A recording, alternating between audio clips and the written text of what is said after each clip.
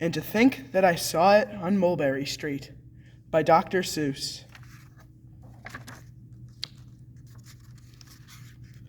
When I leave home and walk to school, Dad always says to me, "Marco, keep your eyelids up and see what you can see." But when I tell him where I've been and what I think I've seen, he looks sternly and says, "Your eyesight's much too keen. Stop telling such outlandish tales. Stop turning minnows into whales." Now what can I say when I get home today?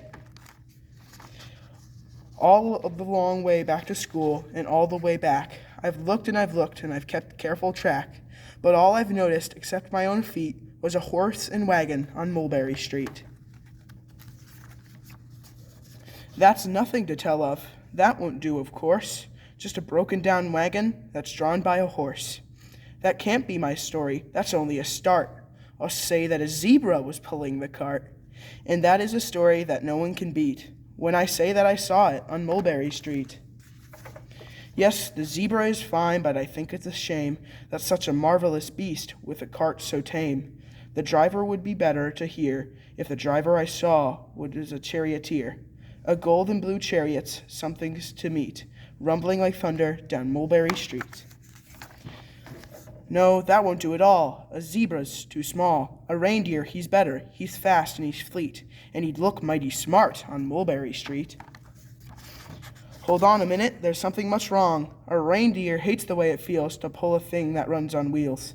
It'd be much happier instead if he could pull a fancy sled. A reindeer and a sled. Say, anyone could think of that. Jack or Fred or Joe or Nat. Say, even Jane could think of that. But it isn't too late to make one little change. A sleigh and an elephant. There's something strange. I'll pick one with plenty of power and size. A blue one with plenty of fun in its eyes. Then, just to give him a little more tone, I'll have a Raj with rubies perched high on a throne. Say, that makes the story that no one can beat when I say that I saw it on Mulberry Street. But now I don't know. It still doesn't seem right. An elephant pulling a thing that's so light would whoop it around in the air like a kite, but he looks simply grand with a great big brass marching band. A band that's so good it should have someone to hear it, but it's now going so fast that it's hard to keep near it. I'll put it on a trailer. I know they won't mind if a man sits and listens while hitched on behind. But now, is it fair? Is it fair what I've done? I bet those wagons weigh more than a ton. That's really too heavy for a load for one beast. I'll give him some helpers. He needs two, at least.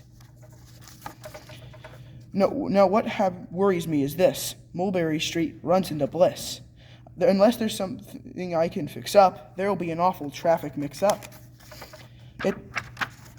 It takes police to do the trick, to guide them through where the traffic's thick. It takes police to do the trick. They'll never crash now. They'll race at top speed, with Sergeant McIlvany himself in the lead. The mayor is there, and he thinks it's grand. He raises his hat as they dash by the stand. The mayor is there, and the aldermen too, all waving big banners of red, white, and blue. And that is a story no one could beat when I say I saw it on Mulberry Street. With a roar of its motor, an airplane appears and dumps confetti while everyone cheers. And that's a story that's not really bad, but it still could be better. Suppose that I add a Chinese boy who eats with sticks, a big magician doing tricks, a 10-foot beard that needs a comb. No more time, I'm almost home. I swung round the corner and dashed through the gate. I ran up the set steps and I simply felt great, for I had a story that no one could beat, and to think that I saw it on Mulberry Street.